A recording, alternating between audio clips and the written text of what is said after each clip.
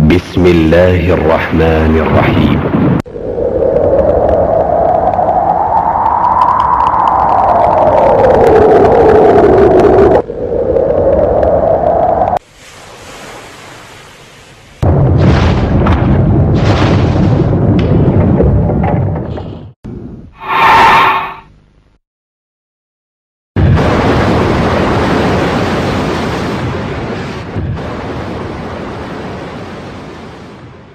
أطيع الله في قولي أطيع الله في فعلي ولا أعصيه في يسري لا أعصيه في يسري ولا أعصيه في عسري أنسى مراتي وأحفظ بعض آياتي كتاب الله في قلبي كتاب الله في قلبي ويهديني إلى دربي أصوم الشهر في رمضان وأقرأ سورة القرآن أصوم الشهر في رمضان وأقرأ سورة القرآن وأعطي المال للمحتاج أعطي المال للمحتاج الله في جهري ولا أعصيه في سري أطيع الله في جهري ولا أعصيه في سري فربي مبدع الأكوان ربي مبدع الأكوان وربي خالق الإنسان له الخير له الشكر له الحب له الذكر له الخير له الشكر له الحب له الذكر فيا رباه يا غافر يا رباه يا غافر أنلنا فضلك الغامر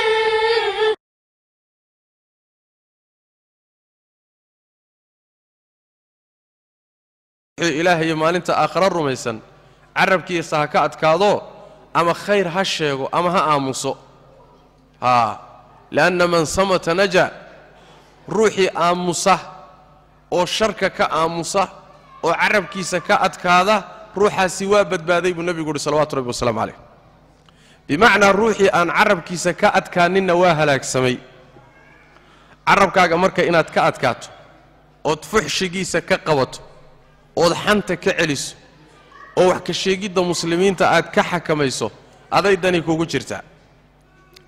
saas daraaddeed baa allah tabaaraka wa tacaala fi alqur'aani alkariim wuxuu ku yidhi oo inoogu sheegay waylun likulli humazatin lumazah halaag waxaa iska leh dadka xamashada badan ee dadka aad u xanta kuwa duridda badan ee dadka aad u duree ceebtooda raacraaca kuwaasi waa halaagsameen adduuniya aakharaba waa halaagsameen waa ruux shaqadiisu ay tahay uun dadka kale inuu arko haddaad adigu isu fiirsan lahayd ood laftaada dib ugu noqon lahayd waxaad ogaan lahayd waxaad dadka ku sheegayso wax ka badan baa kugu yaalla waxaa jira athar mawquufa marna culimmadu ay rajaxaan inuu marfuuc yaho xadiid saxiixa uu yahay oo odhanaya yubsiru axadukum alqadaa fii cayni akhiihi walaa yubsiru aljidca fii caynihi midkiin waxaa u muuqdo uu arkayaa qoridaaf yar qashin yar oo walaalkii ku jira ishiisa laakiin dogob dhan iyo qori weyn oo isaga ishiisa ku jira ma arkayo bimacnaa ruuxa ceebtiisa uma muuqato soomaalidu waxay yidhaahdaan maroodigu takarta isaga saaran ma arkee midka kale takarta saaran buu arkaa adiga haddaad ceebtaada u fiirsan lahayd intaad dadka ku sheegayso in ka badan baa kugu taalla in ka badan baad leedahay laakiin ruuxa marka ceebtiisa laga qariyo midda dadkaa lagu mashquuliyaa haddiise ilaahay wanaag uu kula rabo tabaaraka wa tacaala ceebtaaduu ku tusaa xumaantaaduu ku tusaa markaasaa waxaad ku mashquuli adigu saad isu hagaajin lahayd dadka kale wax ka sheegoodiiyo ceebayntoodiina waad ka mashquuli haddii ilaahay wanaag kula rabo tabaaraka wa tacaala haddiise laakiin xumaan lagula rabo waxaa dhacaysa waxaa lagaa qarinayaa ceebtaadii waxaad isla noqonaysaa ruux daahir ah oo nadiif ah oo kaamil ah oo dhammaystiran oon waxba ka dhimanayn dadka intooda galana waxay kula noqonayaan wax wada wasakhaysan oo kala dhiman markaasaa waxaad dabagelaysaa dadka ceebahoodii heblo waa sidan heblo waa tan hebla qaabkanay u taallaa hebla gurigeedu waa saa hebla dhaqankeedu waa saa hebla dharkeedu waa saa hebla waatan dadkii baad ku fooftood ka shaqaynaysa adiguna isma ogid haddaad is ogaan lahayd wax badan baad ka gaabsan lahayd walaalayaal marka carabkeenna inaan ilaalinno maslaxadeennaa ku jirta nebigu salawaatu rabbi wasalaamu calayh mucaad ibnu jabal ayuu arrimo fara badan u sheegay tawxiidkuu u sheegay salaaduu u sheegay jihaadkuu u sheegay arrimo fara badan oo muhim markuu u soo sheegay yuu ku yidhi alaa ukhbiruka bimilaaki daalika kullihi mucaadow ma kuu sheegaa waxaasoo dhan wax isku fuuqfuuqsadoo wada milkinaya waxaasoo dhan wax ka khatarsan ma kuu sheegaa haa buu rasuul ilaahayow markaasuu nebigu intuu carabkiisa qabtay buu wuxuu yidhi kan iska qabo kufa calayka haada kan iska qabo buu yidhi naftaada kan ka celi iska xakamee markaasuu wuxuu yidhi oo rasuul ilaahayow waxa aannu ku hadlayno miyaa naloo qaban doonaa waa cajiibe waxaanuun hadalkan aan iska wadnee daldalaynoon miyaa laysaga daba imaan doonaa markaasaa nebigu wuxuu yidhi sal lla alay wasalam hakiiladka ummuka yaa mucaad mucaadow hooyadaa kuweyde hooyadaa gablantaye dadka naarta ma waxaa ku rida wuxuu carabkoodu shaqaystay waxaan ahayn dadka ama naarta gadaalgadaal ha loogu tuuro ama madaxa loogu tuuree ruux naar galay carabkiisa unbaa geliyey saas daraaddeed carabka iska qaba buu nebigu ku yidhi salawaatu rabbi wasalaamu calayh carabka iska xakamee lisaankaaga iyo carabkaaga xifdi mucaadow dadka naarta waxa geliya waa un carabkee carabku waa xubinka ugu fudud ee si fudud kuu gelin kara ilbidhiqsi wax adduunkaagiiyo aakhiradaadaba baabi'inaya markaad doonayso inaad gacanta wax ka qabato waxay u baahan tahay shaqo wey ma fududa inaad shay ku tillaabsato oo lugahaaga ay tillaabo u qaadaanna ma fududa laakiin labada shay ee ugu fudud waa carabka iyo indhaha waay ishuna si fudud bay waxa ugu dhacdaa carabkuna si fudud buu kelimada u yidhaahdaa waa halka xubin ee adigoon dareemin ku gelin kara ama ilaahay naxariistiisa iyo ridihiisa iyo janno daa'im ah ama ilaahay cadhadiisa iyo cadaabkiisa iyo cuquubo daa'im ah xubinkaasi marka waa xubin khatar ah saas daraaddeed baa halistiisa waxaad ku garan nebigeennu wuxuu yidhi salawaatu rabbi wasalaamu calayh ina alrajula layatakallamu bilkalimati min ridwaan illah maa yadunnu an tabluqa maa balaqat fayaktubu allahu lahu biha ridwaanahu ilaa yowmi alqiyaama ruuxu hal kelimuu ku hadli kelimadaa umuuna fiirsanin meesha ay gaadhay inay gaadhaysana lama ahayn si fudud bay afkiisa uga soo baxday kelimadaasi baa ilaahay wuxuu ugu qorayaa ridihiisa ilaa qiyaamada kelimo wanaagsan oo uusan ka fiirsanin oo uun si fudud carabkiisa uga soo baxday buu rido ilaahay ku gaadhaya wa ina alrajula layatakallamu bilkalimati min sakhat illaah maa yadunnu an tabluqa maa balaqat fayaktubu allahu calayhi biha sakhatahu ilaa yowmi alqiyaama hal kelimo oo ilaahay cadhadiisaoo dembi ah ayaa si fudud carabkiisa uga soo baxaysa kelimadaasi lama ahayn halkaasay gaadhaysaa mana uusan ka fiirsanin kelimadaa keligeeda sababteed ayaa ilaahay agtiisa waxaa loogu qorayaa cadhada alle ilaa qiyaamu saaca ilaa qiyaamadu ka imaanayso addoon ilaahay u cadhooday buu noqonayaa maxaa keenay hal kelimo hal eray hal weedh ah oo aan si culus kaftan buu u yidhi si fudud bay uga soo baxday lamaysan ahayn kelimadani dhib weyn baa ka imaanaya muusan islahayn kelimadii iyadaha waxay keentay adduunkiisa iyo aakhiradiisaba inuu khasaaro maadaama ay sidaas tahay inaynu aad uga fiirsannay u baahantay inaynu aad u fiirsanno oo carabkaynu xakamayno oo aan is-ilaalinay u baahantay waxyaalaha ugu badaneen marka iska ilaalinayno maxay yahay waxa ugu badaneen iska ilaalinayno waxaa ka mid ah oon iska jirayno xanta dadka muslimiinta ah wax ka sheegga dadka muslimiinta ah oo waayahan dambe noqotay arrin iska furan nolosheennaba qayb ka mid ay noqotay haddii majlis iyo meel la isugu yimaado ama guri la isugu tago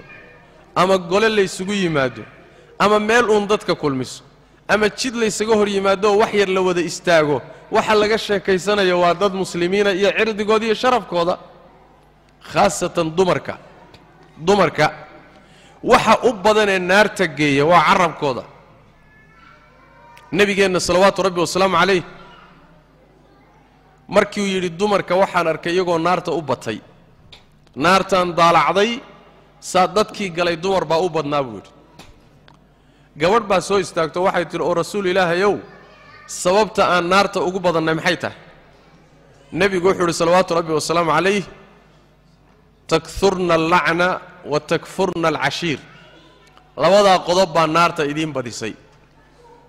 lacnadaad badisaan aflagaadadaad badisaan caydaad badisaan wax ka sheegaad badisaan carabkiinnu ma kontarolla qodobka labaadna zawjkiinna iyo cashiirkiinna idinla nool ee noloshu idinkala dhaxayso ayaad ku kufridaanoo ku abaaldarrootaan oo wanaaggiisa iyo ixsaankiisa ma qirtaan labada qodob ee naarta idiin badisay waa carabka iyo jasaarnimada iyo ixsaanka oydan qirin dadka u badan ee mararka carabka naarta ku geli doona raggu waxaa laga yaabaa inuu gacanta iyo dilka iyo dhaca iyo wax khiribidda iyo wax burburinta iyo inay naarta in badan ku galaan laakiin dumarku gacantoodii iyo lugtoodii iyo waxay qaban lahaayeenba carabkaasaa u badan waxaa loo baahan yahay marka in layska ilaaliyo xanta layska ilaaliyo dadka muslimiinta ha xamanin waxa ka sheegin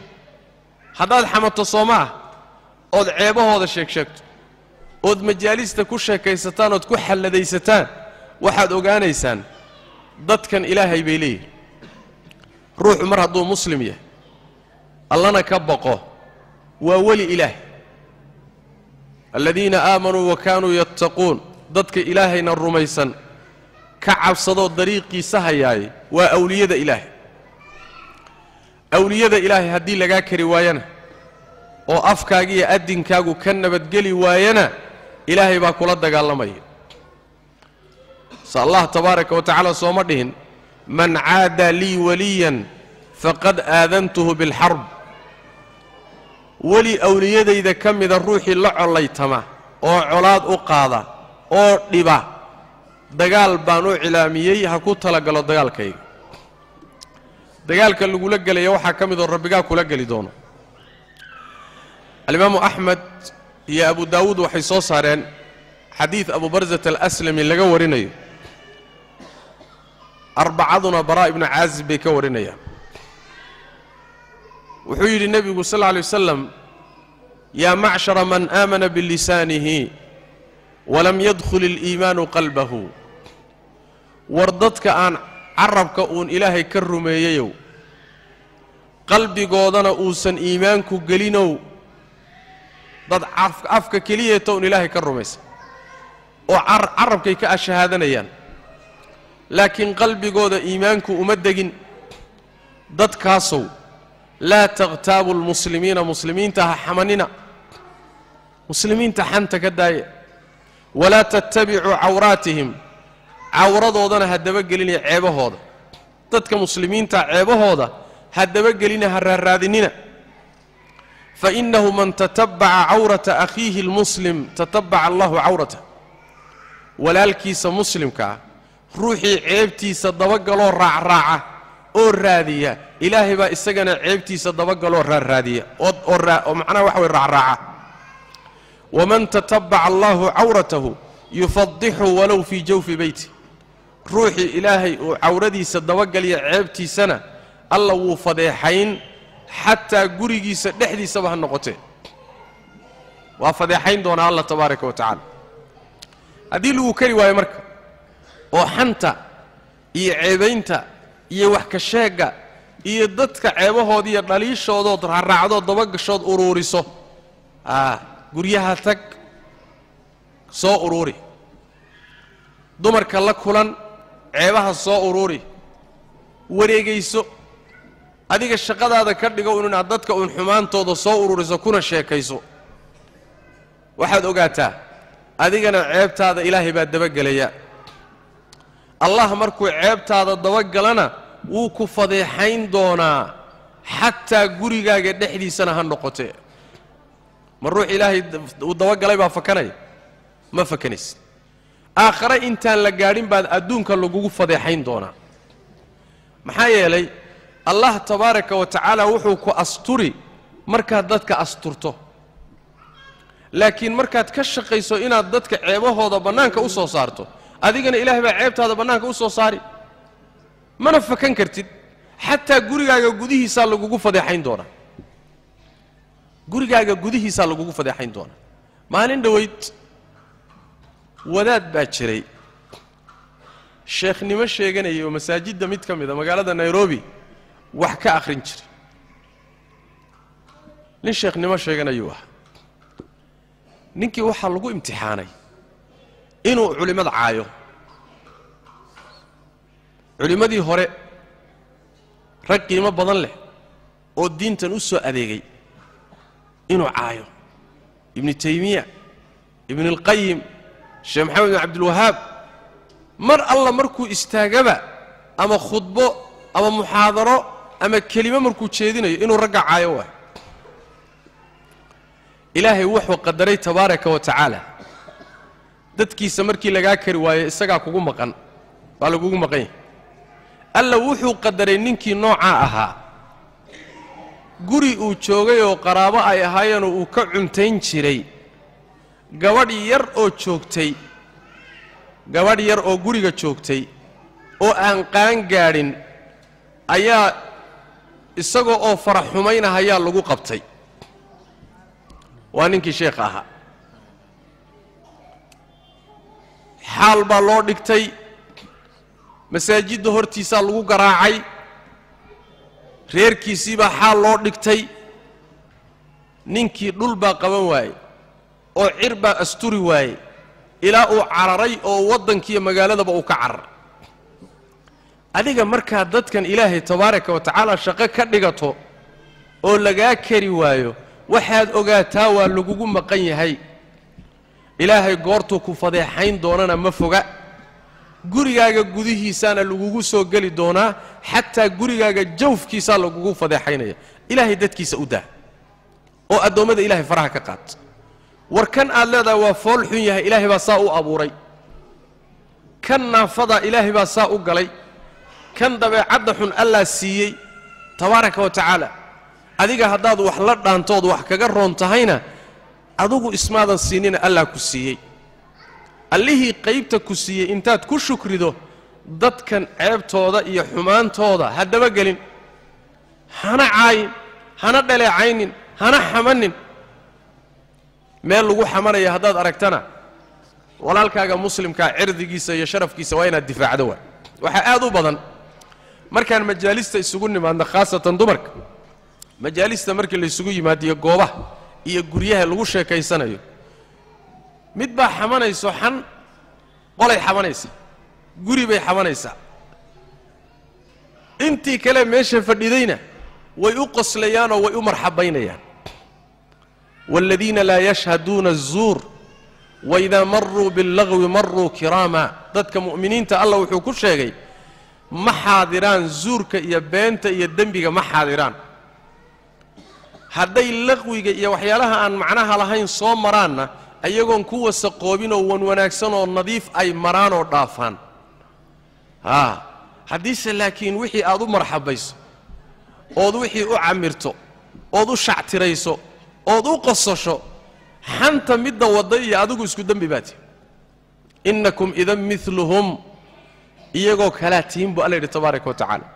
kuwan ilaahay aayaadkiisa wax ka sheegaya xumaanta sameynaya la fadhidaan ee aydan ka kacaynin kana celinaynin idinkiya iyaguba isku dambi baati ruuxa dambiga wada ee xanta wada ee dadka wax ka sheegaya hadaanan qabanin oodan qaban kareenina isaga kac haddii kaleetana qabo oo waxaad tidhahdaa war dadka xanta ka daa naa dadka xanta ka daayoo dadka waxaa ka sheegin adiguba ceeb baad leedahay ceebtaada allaha ku tuso haddaad qaban karta qabo haddaadan qaban karinina waxaa la doonayaa inaad isaga kacdaa la doonaya waxaa la rabaa marka cuquubadaasi ilaahay tabaaraka wa tacaala ayaa ku dhacaysa allana tabaaraka wa tacaala walaalayaal sida uu mas'alada meeshuu gaadhsiiyey iyo xanta siduu u fool xumeeyey u fiirsada wuxuu rabbi ka dhigay tabaaraka wa tacaala wuxuu yidhi walaa yaqtab bacdukum bacdaa ayuxibu axadukum an ya'kula laxma akhiihi maytan fakarihitumuuh qaarkiin qaarka kale yuusan xamanin hays xamanina ma jeceshihiin midkiin ma jecel yahay walaalkii oo mayd ah hilibkiisa inuu cuno walaalka oo mayd ah oo dhintay inaad hilibkiisa intaad googoosato aad cunto ma jeceshahay midkiin jecel ma ku jiraa fakarihtumuuhu waad kahateen waad dhibsateen shaki male mar haddaad kahatay walaalkaa oo mayda hilibkiisa inaad cunto xantu waa hilibkiisiyood cunaysa waa isagoo mayda hilibkiisa inaad googoosato iyo inaad xamataay waa isku mida hilibka walaalka ha cunin waxaa laga yaabaa waxyaalo badanoo innaga aad inoogu fududa hadda inaan aad baa muxuu aha dhib weyn nala ahayn ayaa ilaahay agtii tabaaraka wa tacaala aad u culus caaisha radi allahu tacaala canha wa ardaaha ayaa waxaa dhacday nebiga waxay ku tidhi salawaatu rabbi wasalaamu calayh xasbuka min safiyata kada wa kada safiya waxaa kaaga filan bay tidhi inay sidaa iyo sidaa tahay safiya waa xaaskiisii kale way safiya bintu xuyay waxay tidhi safiya nebi allah waxaa kaaga filan inay sidaa iyo sidaa tahay waa sidee iyo sidee riwaayaadka qaar baa tilmaamayo waxay leeyihiin waxay tidhi waa inay gaaban tahay waa haweenay gaaban bay tidhi oo idinka hadda ma idinla tahay hebla way gaaban tahay xan inay tahay hebla way gaaban tahay xanba uma haysannaba markaasaa nebigu wuxuu yidhi salawaatu rabbi wasalaamu calayh laqad qulti kalimatan low musijat bimaa'i albaxri lamasajathu caaishay waxaad ku hadashay kelimad haddii badda lagu badhxi lahaa badda oo dhan doorin lahayd oo badhxi lahayd hebla way gaaban tahay badda way wasakhayn lahayd biyahaad aragteenee badaha fadhiya heblaa gaaban ayaa wasakhayn lahayd oo bedeli lahaaba biyaha dhanba hebla way gaaban tahay hadday culayskaa leedahay bal wixii ka sii daran ka war way fool xun tahay ka war waa basari haddaad tidhahda ka war gurigeedu waa hallaysan yahay haddaad tidhahda ka war haddaad intaa kaba gudubtood cirdigeedii iyo aad tidhaahdo waa haweenay dhaqan xun ma dhaqan fiicna haddaad kaba sii gudubtood qadafto ood tidhaahdo muxuu ahaaye way gogol dhaaftaa walciyaadu billaah ood sii gudubto ka warran waa khatar waa meel ciddii ka yacni wax ka raadisa inay ku fashilmiyo ku baabi'i shaki uusan jirin waxaa jira xadiid kale oo xasan ah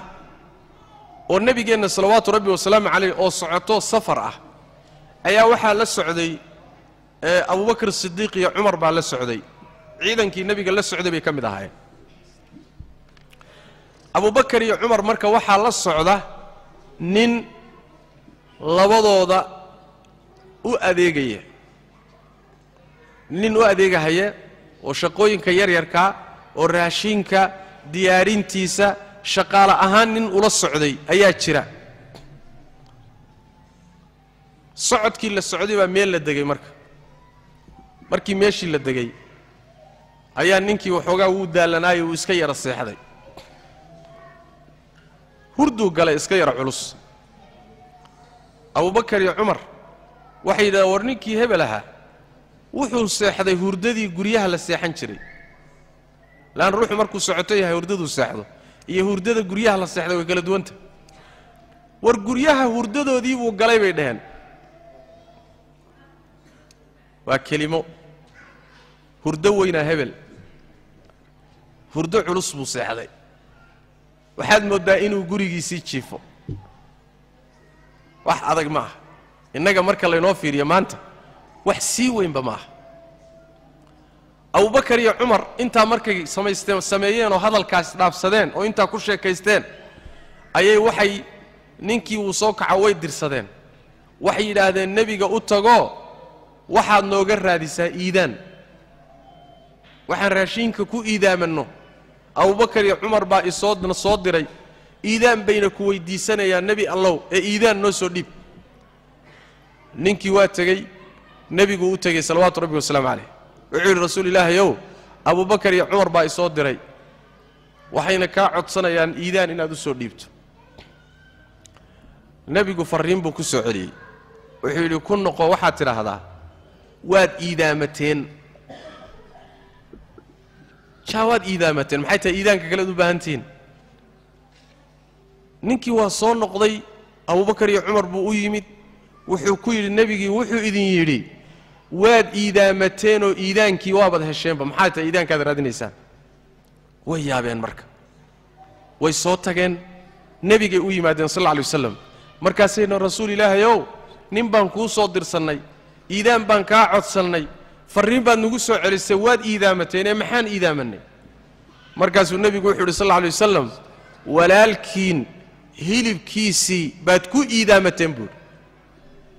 waa kee waa ninkii ay ku yidhaahdeen hurdo weyn buu galay walaalkiin hilibkiisii baad ku iidaamateen maxayda iidaanka kaleed weydiinaysaan waa isku naxeen markaasa waxay rasuul ilaahayow ilaahay dembi dhaaf noo weydii rasuul allow ilaahay dembi dhaaf noo weydii markaasuu nebigu wuxuu yidhi sal alla alay wasalam anigu dembi dhaaf idiin weydiin maaye isagii intaad u tagtaan ilaahay dembi dhaaf noo weydii ku dhaha isagaad khalad ka gasheen u fiirsada marka ruuxani waa hurdo weyn yahay hilibkiisii baad cuntay oo hilibkiisii baad ku iidaamatay wixii intaa ka sii daranna kawa sii daran waxaan u baahannaa walaalayaal inaynu is-ilaalinno oo carabkeenna ilaalinno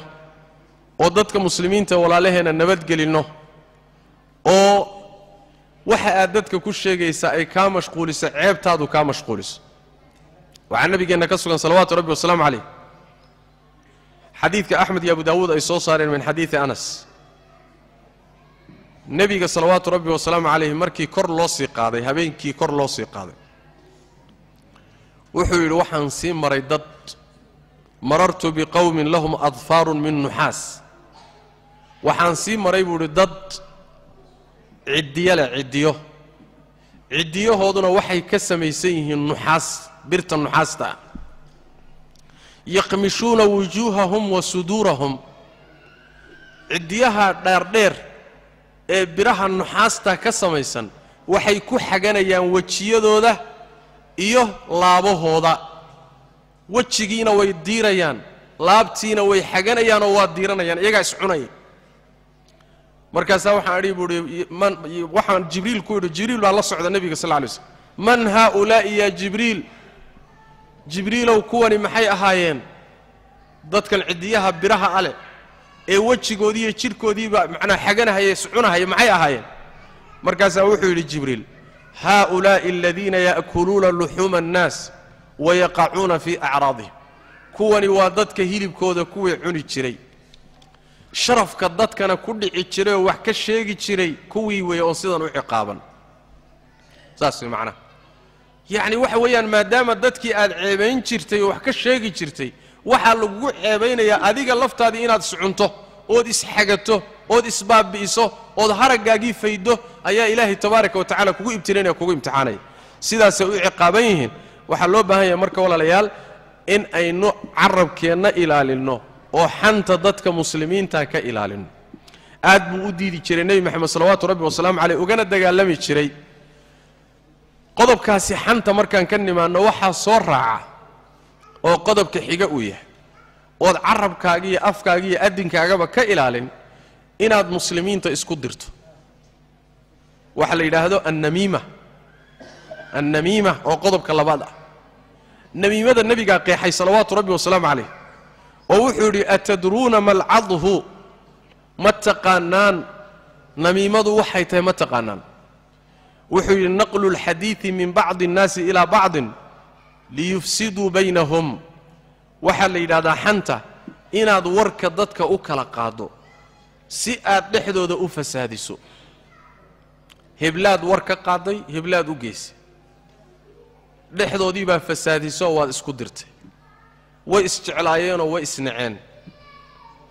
dad isku kalsoon bay ahaayeenoo kalsoonidii baa dishay maxaa keenay warkii aad u kala qaaday baa keenay waa namiimo warkan aad kala qaadayso dadkana fasaadinaya ummaddii isku diraya kala geynaya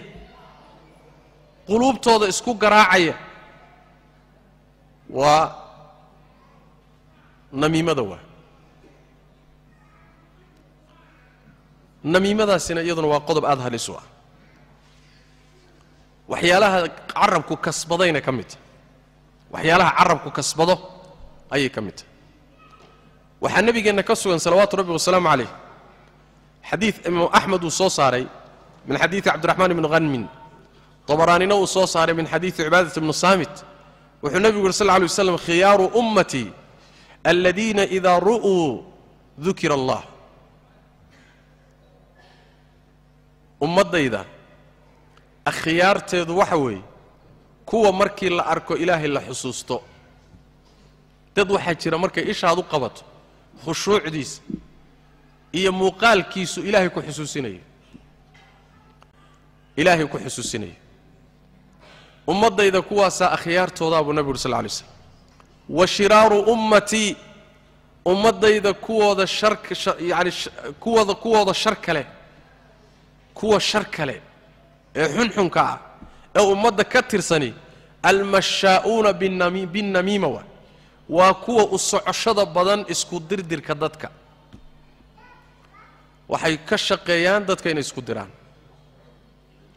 dumar waxaa jira aan shaqo kalaba lahayn guryo ma fadhiistaan carruur ma koriyaan ganacsi kama shaqaystaan shaqadoodu waxa waagu markuu baryo ayay guryaha ku wareegtaa subaxdii bay soo kalahdaa heblo ka wardoon way soo salaantaa way la soo shaahdaa way la soo qaxwaysaa war bay ka soo qaadaa way ka tagtaayoo tu kaley haddana la qaxwaysaa warkii bay geysaa tu kaley haddana la soo shaahdaayoo ka soo qaadaayoo mid kaley u geysaa maalinkii waxaa laga yaabaa intaasoo guri intay isu marto mid walba intay sir ka soo qaadda inay ka kale u gudbiso almashaa'uuna binnamiima isku dirdiriddiyo warka la kala qaado kuwa u socoshada badan almufariquuna bayna alaxibba dadka isjecelna kala geeya dadka isjecel ee isku kalsoon kala geeyo oo isku dira albaaquuna albura'aa'a alcayb dadka aan ceebta lahayn ee fayow ee akhyaarta ana ceebta u raadiya ceeb bay u raadiyaan ruuxi waa ruux nadiif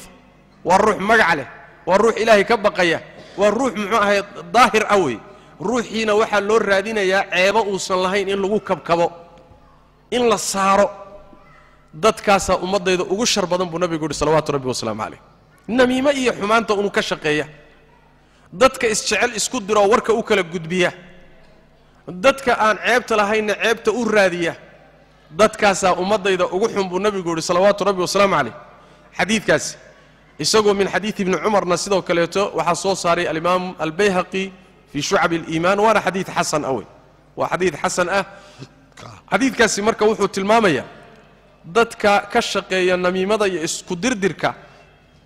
inay yihiin dadka ugu liitay ugu shar badan ummadda ilaahay agtiisana tabaaraka wa tacaala dadkaasi cuquubay ku leeyihin cuquubadaasi waxaa ka mid ah qabriga horta waa lagu cadaabi qabriga waxaa ku sugaya waa cadaab xadiidkii cabdullaahi bni cabbaas fi saxiixayn nebigu wuxuu soo maray laba qabri buu soo maray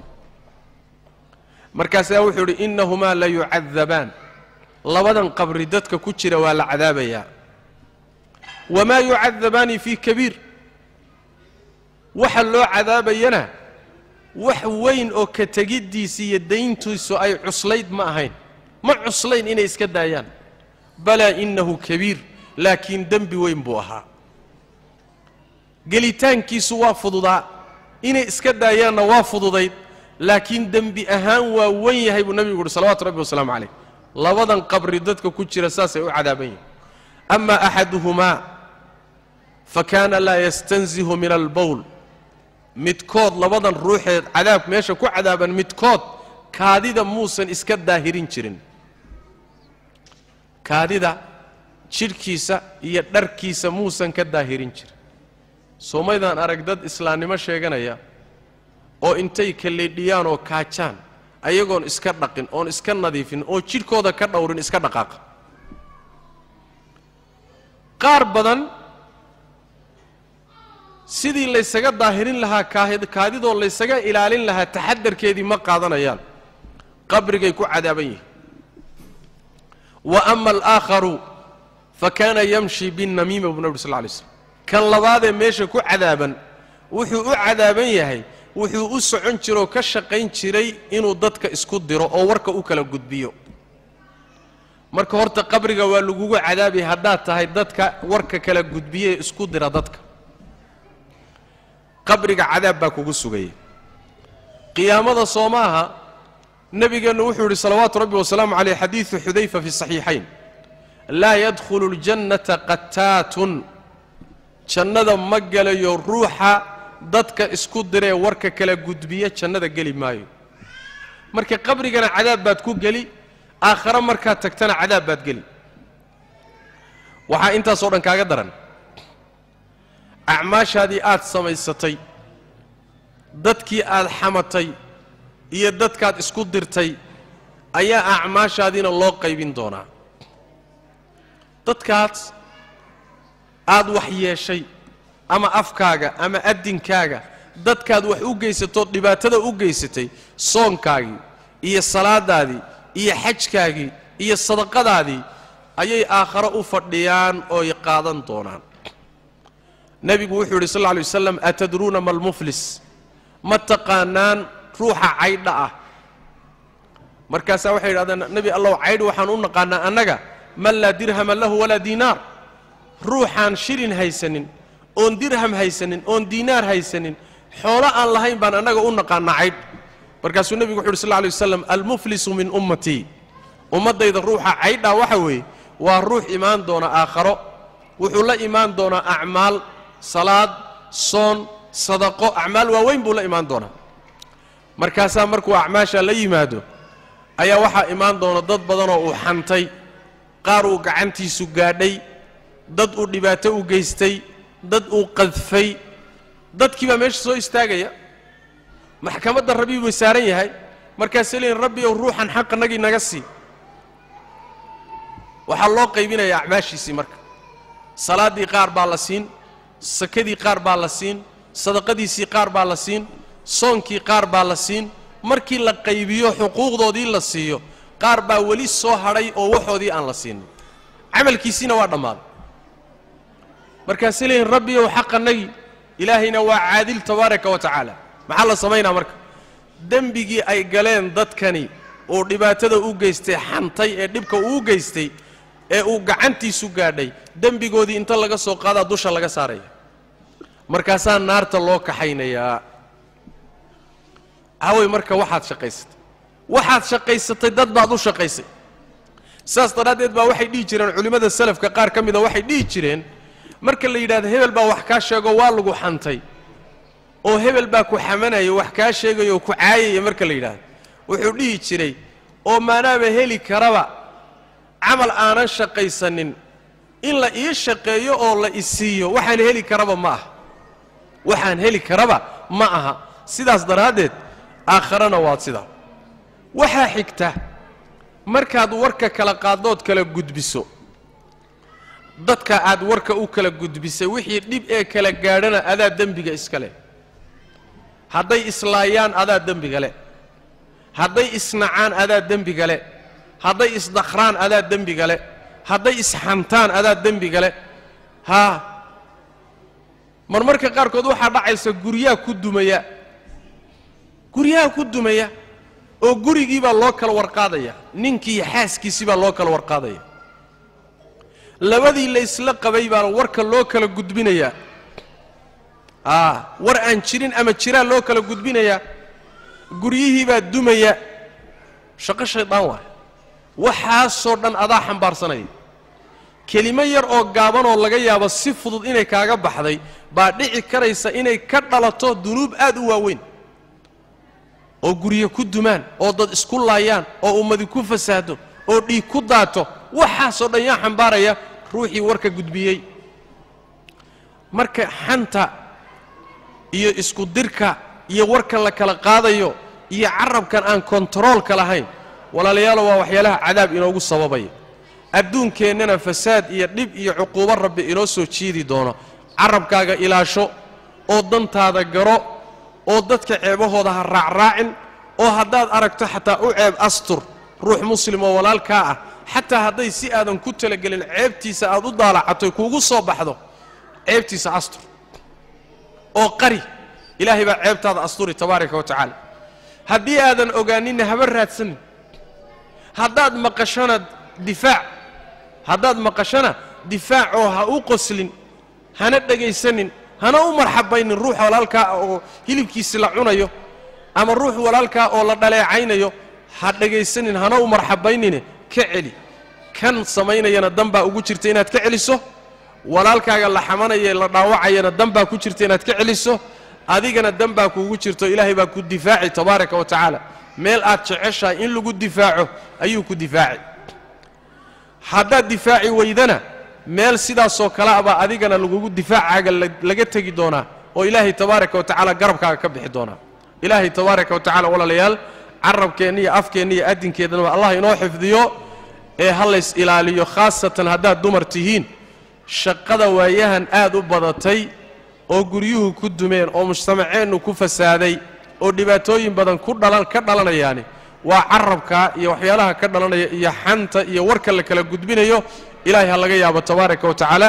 oo waxyaabaha la iska ilaaliyo allah tabaaraka wa tacaala hana waafajiyo wixii khayr ah wixii xumaanana ilaahay naga sarfiyo hada wabillahi tawfiiq وصلى اللهم وسلم على نبينا محمد وعلى آله وصحبه وسلم جزاك الله خيرا شيخ محمد إلهي سبحانه وتعالى وحن كبرينا إنه شيخ ميسان كيسا حسناتك وقدره مالين وقباه بدنيا هيمانتا وإلهي سبحانه وتعالى سببت هذا وجنكو جاي محاضرة داسية محاضروين كلا وسوتش يدين هيبا إننا إلهي سبحانه وتعالى هينا قدك تقوى هذا الكاقاتا وإلهي سبحانه وتعالى وكو أنفعه وحن كتر مؤتمر كإسلامي جاها maxaan ku idhaahdaa laga qabanaya koonfur africa gaar ahaan magaalada johannesburg waana maalinkii labaad ee mu'tamarkaasu socdo waa muxaadaradii shanaad ee mu'tamarka muxaadaradan ciwaankeedu waxay ahayd alghiibatu wannamiima xanta iyo isku dirtka oo rag iyo dumarba khusaysa intaa markaan ka baxo waxaan u gudbaynaa siduu ballanku ahaa su'aalaha maxaan ku idhaahdaa ay gabdhuhu soo gudbiyeen inuu sheekhu inta uu ka gaari karo uu ka gaadho inta aanan su'aalaha furin qolada maamulku waxay iga codsadeen maxaan ku idhaahdaa 2 iclaan in la soo jeediyo iclaanka hore waxaan doonaynaa in qumaati loo dhagaysto iclaanka hore waxaa weeye iyo ogeysiiska hore waxaa jira gabdho Soomaaliyeed oo Ilaahay subxaanahu wa tacaala iyagana khayr ha siiye goostay inay dacwada iyo diinta wax u taraan waxyaalaha diinta wax ugu tarayaan iyo masaajidkan iyo markaska iyo guryaha masaajidka loo gadaya waxaa kamida inay xoogooda sadaqaystaan xoolahooda qaar kamida ay sadaqaystaan waxay sadaqaysanayaan waxaa kamida inay raashin kariyaan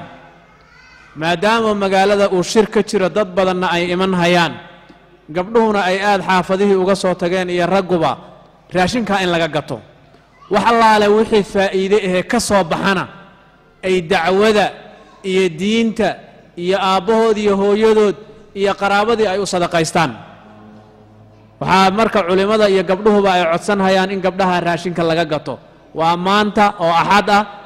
biri oo isniina ilaahay subxaanahu wa tacaala hadduu ina gaadhsiiyo iyo talaadadaba saddexdaa berina waddanku waa fasax gabdhaha hadda dhowr meelood bay ku soo diyaarinhayaan iyaga naftooda qorshihii baa ka xumaado durbo ma ayna sii gadanin qalabkii oo waddankii baa fasax ka ahaa si kastaba ha ahaatee dhowr meelood bay ku soo kala karinhayaan meeshaasay soo dhigi doonaan kor baa lagu qadayn doonaa rag iyo dumarba way ka gadan doonaan insha allahu tacaala sanadkii hore way sameeyeen khayr allaha siiye wayse ku yaraatay waxay moodahayeen markii hore maxaan ku idhaahdaa 50 kiili iyo wax saasay kariyeen saan haddayna daakiradu i khayaamin markiiba way ka dhammaatay makhaayadaha magaalada ku yaalla naftoodu way la socdaan waxay yidhaahdeen qadada waanu yaraynaynaa si gabdhaha dacwada iyo ilaahay daraaddii u karinhaya raashinkaa looga gato khulaasadu waxay tahay jasaakum allahu khayran gabdhuhu 3 maalmood inay biilka maxaan ku idhahdaa xagga u soo maaragtay ay u soo jeediyaan intaa ha lala socdo iclaanka labaad waxa weeye gabdhuhu markay iman hayaan masaajidka sheekhu wuxuu ka hadlahayay khiibada iyo namiimada adi naftaadu inaad sababto in lagu xanto oo wax lagaa sheego oo muslimiintii maxaan ku idhaahdaa aad dembi u soo jiido lama ogola mawaatinu shubhatu maarta inaad istaagta lama ogola gabdhaha maxaan ku idhaahdaa xijaab dhammaystiran oo ixtiraaman ha la soo qaato laakiin haddaad soo qaadato maxaan ku dhahdaa diric sakaraada indhahana aad soo xidhato haddii adaaba isu sababahaya maaragtay inaad maaragtay aad wax lagaa sheego ama diintii baad dhinac kaga istaagaysaa oo maxaan ku idhaahdaa xijaab iyo maxaan ku idhaahdaa dhammaystiran oo ilaahay subxaana wa tacaala gabdhaha siduu ugu talagalay ah ha soo xidheen jasaakum allahu khayran labadaa iclaan in la jeediyo raggana waa loo jeedin doonaa insha allahu tacaala gabdhahana insha allahu qadadii way soo diyaarinhayaan gabdhaha laga gato intaa markaan ka baxno waxaan u gelaynaa su'aalaha waxaan la yaabay su'aalaha markaan akhrinahay su'aalaha ugu badan oo labadii su'aalooda la keena ama saddexdii su'aalooda la keenaba qaarka ugu badan maanta waxay ku wareegahayaan timaha ma la madoobayn karaa sheekh kalarka ka waran kalarkiibaa iga gu'ila maxaan sameeyaa waan u geli doonnaa kuwaas laakiin su'aal muhiim ah ayaan rabnaa maxaan ku dhahdaa inaan ka horraysiinno oo ka baxsan maxaan ku dhahdaa mawduuca sheekha uu ka hadlahayey su-aashaas waxa weeye gabadh baa sheekh soo qortay su'aal waxay tidhi ilmo ma dhalo wax ubadahan iskala ahay marka hore in loo duceeyo ilaahay subxaana wa tacaala gabadhaa inuu ubad siiyo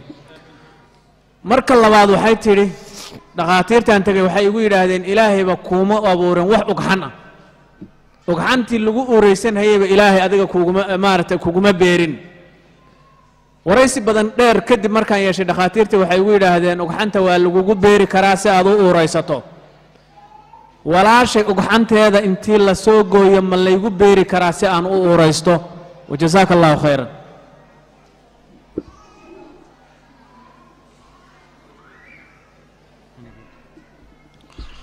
bismi illahi raxmaan raxiim gabadhaas horta ilaahay tabaaraka wa tacaala caruur khayr qabta allaha siiyo ilaahay baa carruurta bixiya iyadiyo intii carruur la'aanaba waa midda labaade carruurta haddii ilaahay ku siin waayo waa nooc imtixaan oo inaad ku sabirto u baahan oo ilaahay baa addoommadiisa qaarna carruur siiya qaarna ka qadiya kuwa uu siiyeyna waa ku imtixaanay kuwa uu ka qadiyeyna waa ku imtixaanay adduunyaduna waaba imtixaankaasba waxaa waajiba marka inaad u sabirto ood ku sabirto ilaahay qaybtiisa iyo qismadiisa qodobka xiga haweenta muslimadda ah haddii aynan ayadu sidaa la sheegayo ayna dhali karin oo si dabiiciyo caadiya aynan u uraysanaynin ha ahaatee ayada ugxanteeda ama ukunteeda iyo ninka qaba biyihiisa laysku abuuri karo sidaana ilmo ay ku heli karto taa iyada ah culimmada qaybo ka mida waxay leeyihiin dhibaato ma leh waa qaab ilmo loogu raadinayo laakiin waxaa shardi ah ayada iyo ninka biyihiisa laysku abuurayo inay isqabaan baa shardi ah waxaa kaloo sharti ah inay qaabkii caadiga ahaa ayna u dhali karin qaabka bini aadamku uu u tarmo ee dumarku u uraystaan ee iska dabiiciga qaabkaana waa inaysan u dhali karin labada shay ee la isla falgelinayana waa in la hubiyo oo la xaqiijiyo inay labadoodii yihiin isqabay halkaa waxaan ka fahmaynaa labada shay ee la isla falgelinayo hadduu midkood uu ka yimaado labadoodii isqabay cid aan ahayn ama ukuntiibaa waxay ka timid bannaanka ama ninka biyihiisii ma ahee kuwo kalaa bannaanka laga keenay markaasi ilmaha qaabkaasi loo samaynayo waa ilmo xaaraam ah ilmo sharciya ma aha le'anna ukunta iyo biyaha isla falgelayaay xadhig isuma hayo ninkaagu aduu ku qabaa laakiin walaashaa ma qabo wabittaali walaashaa ukunteeda iyo biyaha ninkaaga in laysku abuuro waa ilmo aan sharci ahayn waa ilmo aan sharci ahayn bimujarad inta laysla falgeliyey in la geliyey makaankaaga iyo minkaaga oo halkaa ay ku korana sharciyo ma siinayso waxaa sharti ah inay labada shayba xadhig sharciya isu hayo labada ruux ee manida iyo ukunta leh labadoodaba waa inuu xadhig isu hayo waa xadhig sax oo sharciya waa inuu isu hayo haddii taa la waayo wixii meesha ka yimaadee ka soo baxa waa xaaraan waxaan ku dhihi lahaa marka walaalle ilaahay khayr ha ku siiyee haddiiba ilaahay uusan ku siininba ukuntiiba oo sababtii uurkuba ku imaan lahaa uusan ku siinin waxba ha islu goynin qaybtaa ilaahay iyo qadartaa uu kuugu talagalay ku sabir isaga dulqaado isaga adkayso in sha allahu tacaala muxuu ahaaye ilaahay caaqibadaada ha hagaajiyo sidaadaasi ku khaatumayso in sha allahu tacaala laakiin dariiq khaldan ha marin wabillahi towfiiq jazaaka allah khayr baaraka allah fiika sheekh ninkan waa dadka dibadda ka soo qoray internetka qaybta internetka nooga soo gudbanaya su-aalaha wuxuu leeyahay sheekh adiga iyo culimmada kale sheekh shibli iyo sheekh maxamed idriis iyo ilaahay daraaddii baan idin jeclahay intaa kadib wuxuu leeyahay waxaa jira gabadhaan ilmaadeernahay oo aad u xan badan dhowr jeerna waan uga nasteexeeyey waan keri waayey waan gooyey marka gabadhii wax dembi uma iga soo gaadhahayaa su-aashaas waxaa jira su-aalo lamid oo gabdhuhu soo qoreen marka sheekhu isku si unbuu uga jawaabi gabadha markaa intaad u nasteexayso ay diiddo ma la goyn karaa mise lama goyn karo bismi llahi raxmaan raxiim masalada ku saabsan ruuxa xanta badanee ku ibtilaysan xanta ama rag ha ahaado ama dumar ha ahaado waajibka kaasaana waa inaad u naseexayso waa addiinu nasiixa nebiga salawaatu rabbi wasalaamu calayh dadka mu'miniinta ah waxyaalaha uu beecad iyo ballanta kula geli jiray waxaa ka mid a annusxu likulli muslim ruux kastoo muslima inaad u naseexayso khaladka uu ku jira inaad ka qabato wixii wanaagaad og tahayna inaad u sheegto ood ugu naseexayso hadduu ruuxu nasiixadii diido waxba kaa qaadan waayo laba mid waayo goynta aad goynayso inaad lafahaaga ula cararayso ood isleedahay yeeno adiga dhib kaa soo gaadhin waxba kaama yeelahaye sidaa hadday ujeeddadaadu tahay waad goyn kartaa markaa sababtu waxay tahay asagii haddaad kari weyday adigiina xantii haddii aad ku dhex jirto laga yaaba inuu ku saameeyo markaa waad goyn kartaa waa nooc tacsiir iyo ta'diib sharciya waa adigii nabadgal wax la yidhaahdo adigu badbaad yaad markaa ku jirtaa mar kalena waa okay oo waad goyn kartaa waa marka aad isleedahay haddaad goyso ood hadalka ka goosatood xidhiidhka u jarto waxoogaa waxbay u taraysaayoo cadaadis buu dareemi oo inuu ku waana qaataa dhici karta markaana iyadana maslaxaa ku jirta inaad goyso maslaxadaasaa marka la fiirinaya haddaad adiga lafahaaga isleedahay amuu dembi kaa soo gaadhana waad goyn kartaa haddaad isleedahay isagii bay waxu taraysaayoo cadaadis buu dareemayaayoo markaad goyso isagii baa laga yaabaa inay wax u tartana ayadana waad goyn kartaa hajrigu marka iyo goynta ilaahay dartii ruuxa loo gooyo waa tacsiir waana nooc edbin ah shareecaduna way qabtaa laakiin waxay ku xidhan tahay maxaa maslaxo ka dhalanaya haddii maslaxada ka dhalanaysa markaasi ay muuqato ama adiga kuu soo noqonaysa ama isagii ruuxii la goynayo u noqonaysa hadday tahay markaa waa la goyn karaa oo nebigayba ka sugan tahay salawaatu rabbi wasalaamu calayhi saxaabadiisa qaar ka mida waa kii gooyey yacni dumarkiisa mar buu ka hijrooday hijradaasi marka waa mashruuc mar kastoy maslaxadii dhalinayso wabillahi towfiiq jazaaka allahu khayran sheekh maxamed wabaarak allahu fiik sheekh gabadhana waxay leedahay sheekh maxay ka qabtaa shareecada islaamku daawada la marsado ee madoobaysada ah timaha iyo cediyaha waxaa kaloo jirta gabadh iyaduna isla su-aashii soo qortay oo ah aniga nafteyda ii marsan tahay daawadii kalarka ahayd wayna iga gu'i weyday maxaa xal ah bismi illahi raxmaan raxiim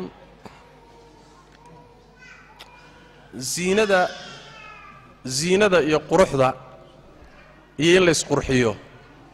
asal ahaan waa mashruuc asalkeedu waa mashruuc qul man xarama ziinata allahi alatii akhraja licibaadihi waalayibaati min alrisq yaa dadka ka xarimay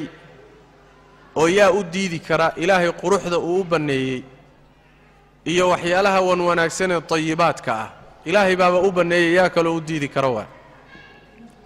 laakiin ziinada iyo quruxda iyo isqurxinta khaasatan dumarka waxaa loo ruqseeyey oo loo oggolaaday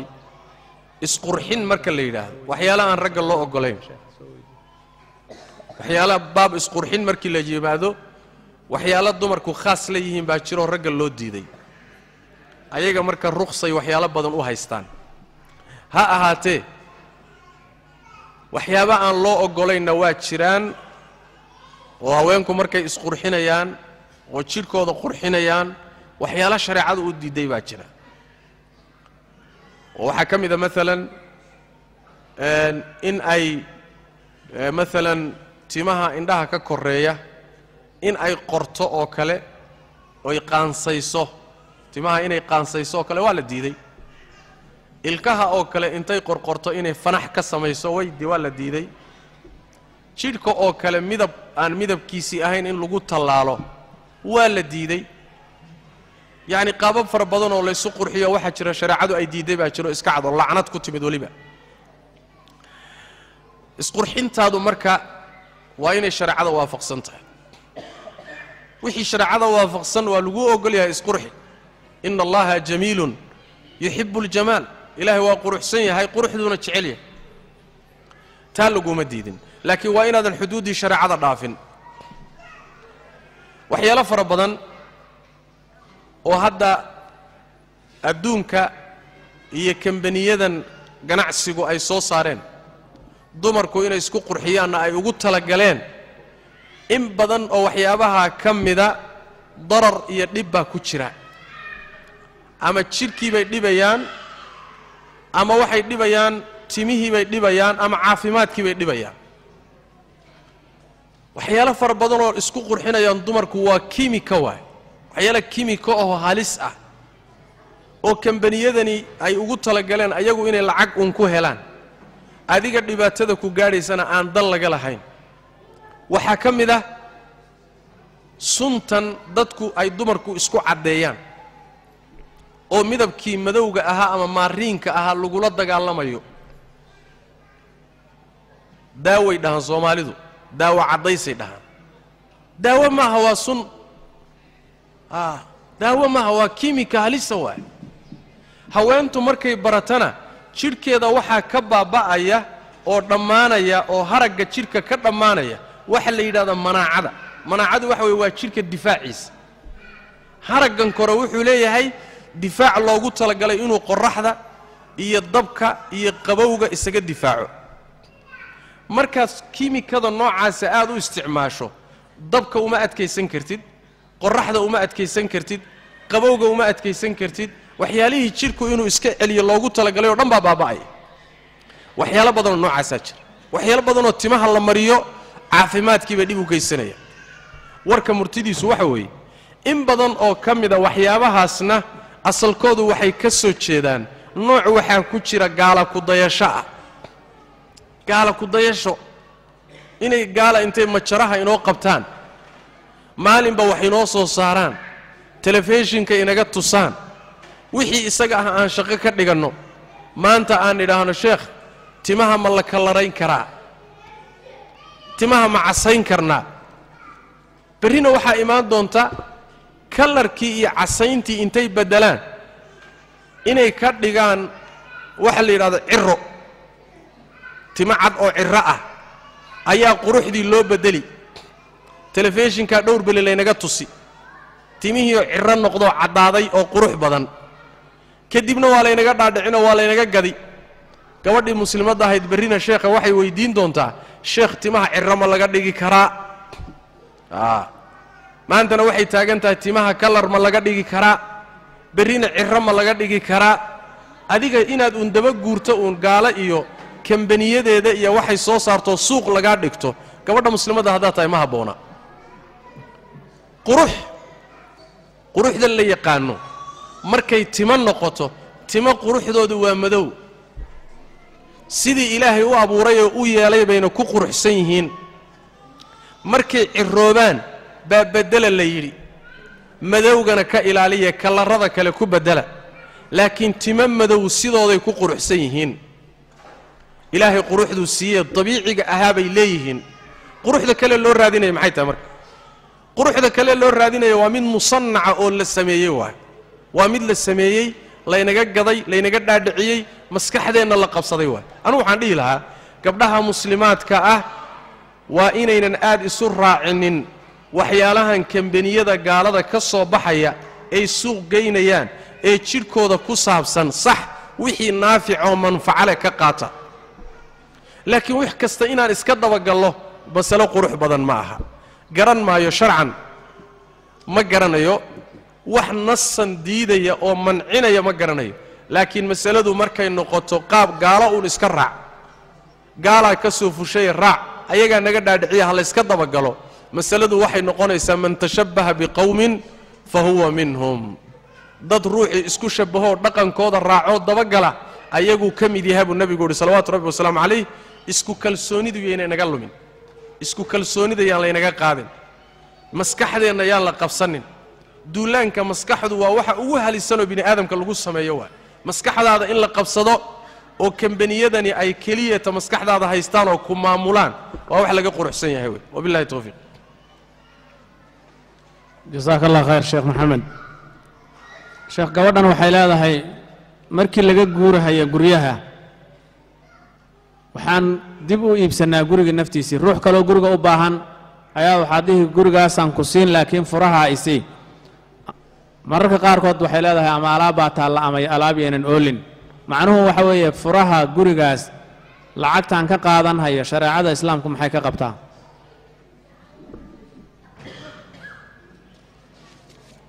bismi llahi raxmaan raxiim guryo furo la kala qaadanayo kolley ma garanayo annaga dukaamo furo la kala qaataan naqaanaa laakiin guryo deegaan oo furo la kala qaadanayo haddii wadcigan iyo noloshan ay ka jirto oo south africa laga isticmaalo oo waddanka curfi laga yaqaana ay tahay guriga markaad furaha ka qaadanaysana ama kaagii u yahay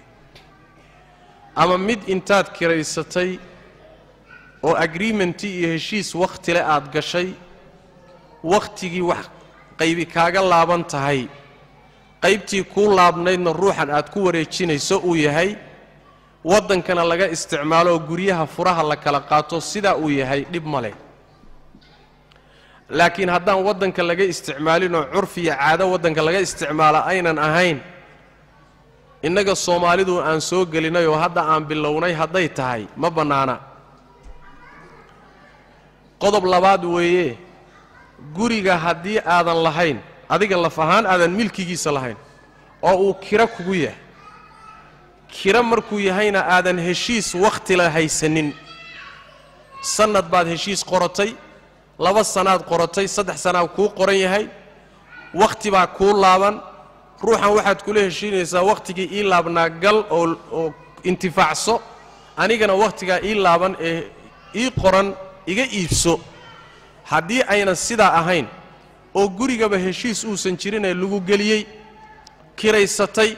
maalinkii la doonana lagaa saari karo manfacada aad ruuxa ka iibinaysaaye maba lihidba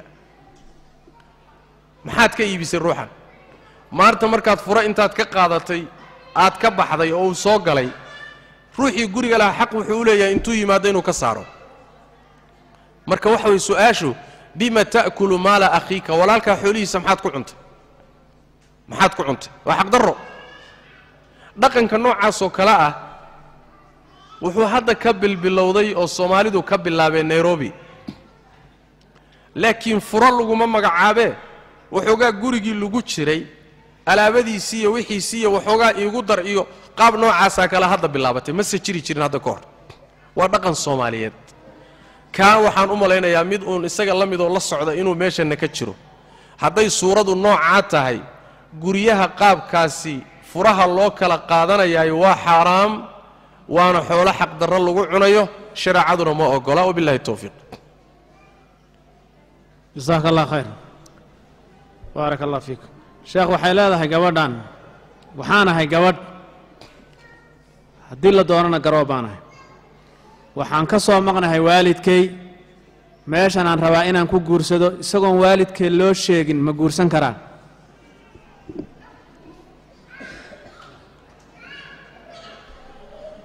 bismi illahi raxmaan raxiim ama gabadh ahaw ama garoob ahaw waalidkaa meel lagala xidhiidho hadduu leeyahay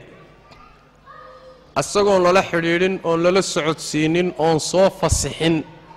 haddaad guursato guurkaaga waxba kama jiro waa guur suuqa madow ah suuq madowe guurka nebigeennu wuxuu yidhi salawaatu rabbi wasalaamu calayh haweenay kasta oo guursata lama kala qaadin gabadh iyo garoob haweenay kastoo guursata weligeedii oon u idminoon oggolaanin guurkeeda waxba kama jiro waxba kama jiro waxba kama jiro saddex goor nebigu ku celiyey salawaatu rabbi wasalaamu calayh khudba sireedka iyo guurka qarsoodidaa waxba kama jiro waalidkaa oo lala xidhiidhi karo in laga tashadoo layska guursado waxba kama jiro in lagaa kaxaystooo inta lagu kaxeeyo waa lagu masaafaysan lagu yidhaahdo meel baa lagaa soo guursanna waxba kama jiro ama waalidkaa ha lagaa guursado ama waalidkaa haddii la waayo qaaliga muslimiinta meesha u jooga ha ku guuriyo isagaa markaa xilku ku wareegaya labadaa waxaan ahayn waa waxaan jirin waay soomaali haddaan nahayna mas'aladaasi aad iyo aad khaladaad aad u fara badan baan ka gallay kagana jirnaa wadaaddadeennii horena wax badan bay ina khaldeen waxyaalo fara badan oo shareecada khilaafsan oo baabkaa ku saabsan ayaa la banneeyey waana arrimo halisa waay waa in marka sharafkaaga aad ilaashato haddaad gabadh muslimada tahay sharafkaagu wuxuu ku jiraa ehelkaa iyo aabbahaabaa ku korsadaye inaad ayagii ixtiraamto ood xaqoodii u dayso oo ninka ku soo doonaya ee kaa raba guur kaa rabaayey hadduu ku rabo ficlan oo uu ku doonayo oo uu dhaqasho kaa rabo inuu waalidkaa la hadlo kuma cusla adigana sharaf bay kuu tahay waalidkaana sharaf bay u tahay laakiin ninka ku leh waxba ha isku lugoynin dhib ma leh innagaa heshiinaynoo dhammaysanayn berri waxbuu maaggan yahay xalaal maalin baa la qashaa dharaar baa la qashaa wax la qariyana qurun baa ku jira ha warwareegaysanin sidii ceesaan baadi ana meelaha ayaan lagaa helin sidii ceesaan baadi ah meelaha dhagahayaan dhegta lagu qabsanine gabadh karaamo loo sharaf loo reer ka dhalatay baa tahaye aabbahaa iyo reerkiinna iyo walaalkaa iyo ehelkaagii ixtiraam oo xaqooda ha gacan dhaafin haddaad yeeli weydo soo maaha guriga aad dhisayso ma barakoobayo carruurta aad dhashana ma barakoobayaan waalid meel lagu caasiyeyna baraka laga sugi maayo xuquuqdaasi waa inaan ilaalino waay maxaa waalidka talada lagugu dhiibay oo loo yidhi waalidka iyo walaalaha iyo awliyadan maxaa raggani taladaada qayb looga siiyey marka lagu guurinayo adiga dantaada iyo maslaxadaada waa waxaa la diidan yahay in lagu siro waa la siri dumarka mid waxaa u imaanaya khamarji ah oo khariban oo caydh ah oo diinlaawo ah oon dhaqan lahayn baa u imaanaya markaasuu intuu u yimaado u afmiinshaaraynaya xaggan uu sheegaya xoolaha xagga iga soo dumahaya intaasuu shirkadood baan leeyahay maraakiib iyo diyaaradaha ii shaqeeya waxbuu ku daldalahaya afmiinshaarnimadii buu gabadhii ku kharibaya hadduu kharibana ayadii ma xaqiijin karto wixii iskama xaqiijin karto shalay miyahayd shalay gabadh baa waxay igala soo hadlaysay nairobi shalay aloo meeshan jooga gabadha waxay joogtay xerada qaxootiga ifo nin baa u tegey guur baan kaa rabaa buu yidhi way iska oggolaatay wuu guursaday wuu la aqalgalay waxoogaageedii wuu ka kala jabiyey markaasuu wuxuu yidhi waan safrayaaye nairobi baan gaadhayaaye waan soo noqon doonaa miskiinta ninkan ma taqaano markaasaa waxay ku tidhi lacag 40 kun oon haystay baan u dhiibayoo waxaan idhi nairobi markaad tagto alaab iigu soo gad 40 kun baan u dhiibay bay tiri nairobi inuu soo aaday baa warkiisa iigu dambeeyey bay tiri nairobi yimid xaggee ka galay telefoonkii baan u diraa wuu iga dansadaa waan soo raadiyey oo nairobi baan hadda joogaa bay tiri oo markay la hadlaysa gabadha isagii baan soo raadiyey telefoonkii markaan kula hadlayna wuuba bedelayba laynkiiba wuu bedeshayba bal u fiirso xubinkeediina waa ka kharibay xoolaheediina waa ka qaatay waana ka dhuuntay hadda waxaaba kama hadlaysa waxay leedahay xadhiggiiseen isaga furaa gabadhaasi hadday ehelkeedii iyo waalidkeedii iyo rag la tashan lahay rag baa rag la xaali lahaa rag baa rag iska celin kara laakiin adiga markaad sidii ceesaanbaadiiyo dhegta lagu qabsadoo meelaha lagaa helo dee adaa isdhigay meeshaas adaa isdhigay sharaftiinna ha ku ciyaarina ragga guurdoonka waa la yaqaanaa dhaqashada doonaya aabbaha la hadal iyo walaalkay la hadal waxba kuma ah laakiin ninku markuu xumaan doon yahay oo habeen iyo laba habeen intuu kula seexdo inuu iska dhaqaaqa doonayahay yacni wax way dhib bay ku tahay walaalkay la hadal iyo adeerkay la hadal saas way macnaha xumaan inuu kugu sameeyo doonaya marka aynu ilaalina shareecada insha allahu tacaala jazaaka allah khayr su-aaluhu way badan yihiin waqtiguna waa gabagabo dhowr su-aalood baan insha allahu tacaala sheekha weydiin doonaa kadibna waan gabagabaynaynaa sheekh waxay leedahay gabadhanu sheekh ruux dhintay hadduu riyo iigu yimaado oo uu wax ii sheego ama uu iiga soo warramo wixii ka qabsaday aakhiri iyo meeshuu aaday ma la rumaysan karaa mise lama rumaysan karo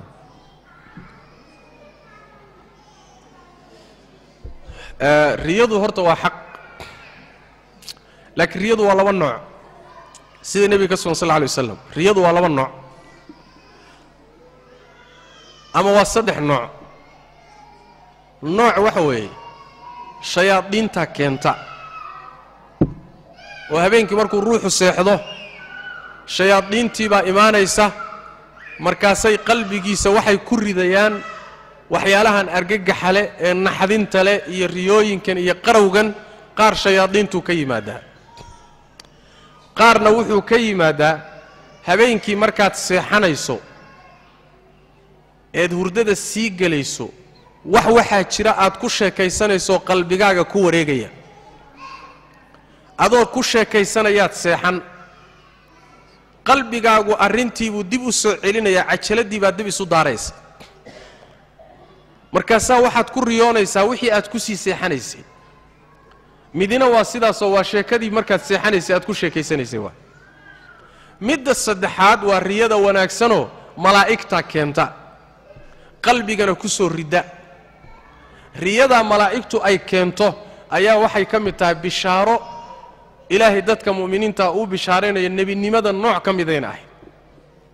jus iyo gabal ka mida nebinimaday ahayd saddexdaa nooc maadaama saddexdaas sababoodba ay ku imaanayso adiga riyada aad aragtay ma garanaysid saddexdaa mid ay tahay ma malaa'ig baa kuu keentay ma shayaadiin baa kugu akhriday waxaan jirin ma markaad seexanaysay baad ku sheekaysanaysay ma kala garanaysid soo ma mar haddaadan kala garanaynin waxa aad ku riyootay ruuxa kuu yimid waa lay cadaabay iyo waa lay janneeyey iyo balaayaan la kulmay iyo nicmaan la kulmay warkaasi war siduu yahay loo qaadan karo maaha sidaa uu yahay looma rumaysan karo waxyiina ma aha waana arrin haybo naga qarsoon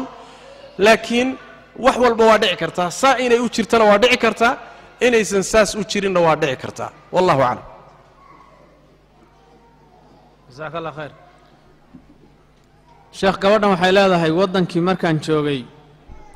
waddankii baan ka imid anigoo nin khudbad sireed ku soo guursaday aan la ogeyn